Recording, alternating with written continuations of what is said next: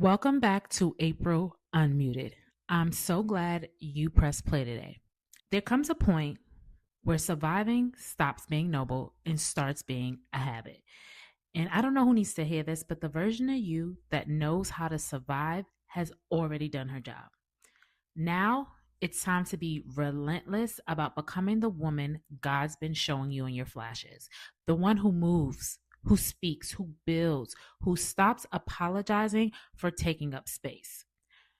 That's what we're talking about today, and what it looks like to retire the old you and step into the woman you've been becoming.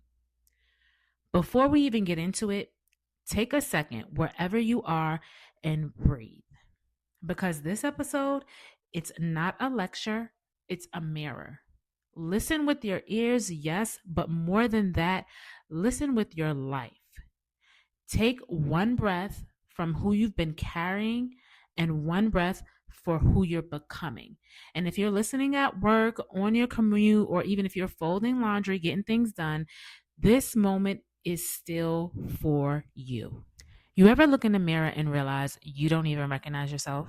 You've changed, yes, but your habits just haven't caught up yet.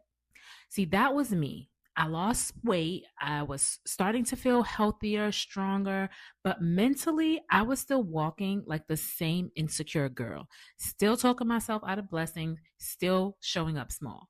You ever outgrow something, but you still shrink inside because you're scared to make people uncomfortable, right? That's where I was, smiling, showing up, but deep down, still very small in my own mind. And here's what I learned about that time in my life, right? If your mindset stays loyal to the old you, every new season will feel like sabotage. Every new season. You'll keep dragging old survival patterns into a season designed for peace. And see, that's why I started doing these shifts in my own life. Just little mindset pivots that turn survival into clarity. Because that's what I call being unmuted. It's not about being the loudest in the room. It's not about being the loudest and being the proudest. I know that's what people think unmuted really means, but it's about finally telling the truth to yourself. And I mean a truth that you start to actually believe. Let me tell you where this hit me the hardest, okay? This hit me the hardest at work. I've been with my company for years. I was the one everyone could depend on, the person who filled the gaps, kept things running when others couldn't, and just figured it out without a manual, right? And it really wore me out. And there were moments where I felt like I was carrying a mountain alone, like doing more than what I was paid for, but staying quiet because that old version of me believed silence was loyalty, right? I remember praying to God, guys, like, God, I can't keep carrying everything quietly. If there's more for me, show me what that looks like. And then one day, an opportunity actually presented itself, and it was a leadership role. And get this, it was in the same location where I started with my career, right? The place I learned the ropes, made mistakes, and really grew up in this company. It felt divine, like it felt full circle assignment, like that's what it was given. And the old me would have backed out, right? You're not qualified, you ain't even finished school, stay where you're at, where it's safe, right? But this time I was different. I'd already proven myself in silence for years. So now it was time to do it in the light. So I applied for the position, I prepared for it, I prayed about it, and I really walked into that interview like I've already done this work. Now it's time for the title to match, okay? And when I got that call saying I was actually chosen, I almost cry. I think I did cry, to be honest with you, because it wasn't just about the position for me. It was the proof that obedience, faith, and consistency truly opens doors that fear really tried to lock, right? And picture me sitting around after that call. I mean, handshaking, whispering, just thank you, God. For the first time in years, I didn't feel like I was chasing validation. I felt seen, okay? I felt sent. And that moment gave me back something I didn't even realize I'd lost. It really gave me back confidence. And that's what relentless looks like. Not fancy, not loud, not the most boastful in the room, right? It's doing it scared, doing it tired, doing it anyway, because deep down, God already qualified you. Now, that promotion back in 2022, it shifted something in me. It was the moment I really stopped waiting for people to validate what God had already qualified, right? But even after that win, y'all, I still caught myself praying like the old me, still asking God for permission to shine, still questioning if I was really ready for the rooms He was welcoming me into. And it wasn't until even this year, in May of 2025, when I got baptized, that everything really came full circle. That wasn't about starting over. That was about sealing what He already started. Because the truth is, I'd already been walking in transformation. The baptism was just like my public yes, right? My yes to peace, my yes to purpose, my yes to showing up like the woman I'd been becoming all along. And I remember hearing God drop this in my spirit. And He dropped in my spirit, you keep asking me for new levels, but you're showing up with old language. Y'all, that's when it all made sense. Okay. Transformation isn't a prayer. It isn't a prayer. It's a practice. You have to walk like who you're becoming, not who you've been.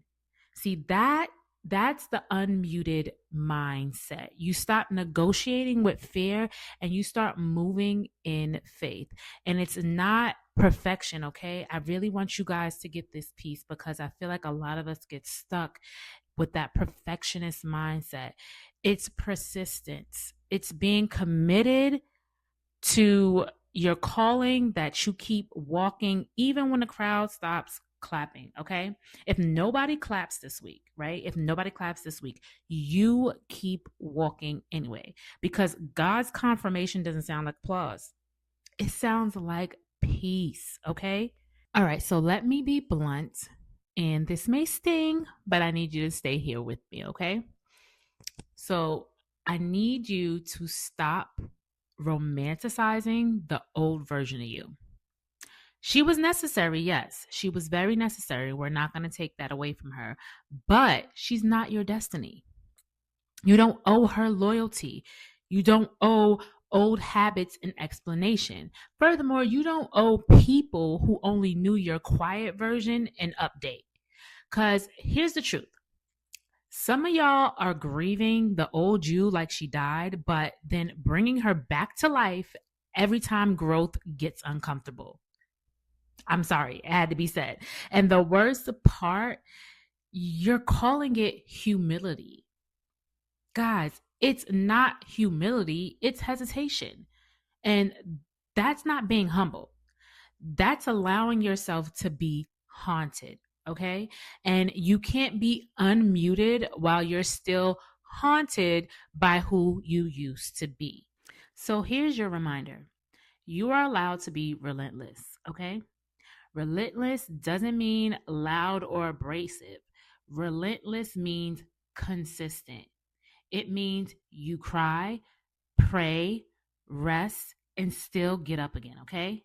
That's what being unmuted feels like. Not fearless, but faithful, right? You keep walking. You keep showing up. You keep saying yes to the assignment, even when it's heavy, okay? The old you waited for confidence. The new you, you're creating it through movement. That right there is the shift. Okay, so this is the part where I really want you to do some work here. And don't rush this part, don't rush it. If you can, grab your notes app or your journal right now and let's walk through this together, okay? So, who am I still loyal to? The version that survived or the version that's starting to live? What would happen if I stopped living like I was still in recovery and started walking like I've already been redeemed? These are the same shifts I've been practicing, okay? From fear to truth, from waiting to walking, from shame to story, okay? I don't even call it healing anymore. I'm calling it becoming unmuted at this point. Because once you decide to move relentless, life just cannot stay the same. When God speaks, he doesn't address you by who you were, right? He calls you by who you're becoming. And sometimes the most powerful thing you can do is agree with him, even when your feelings haven't caught up yet. So this week, be relentless, y'all. Relentless in your peace, relentless in your prayer, relentless in your purpose. Because, guys, identity is everything. If you don't retire the old you, you'll keep blocking blessings meant for the new one. So, this is your shift. Not someday, not next season, but now. Okay. And guys, remember, be authentic in everything you do because authenticity is the new bag.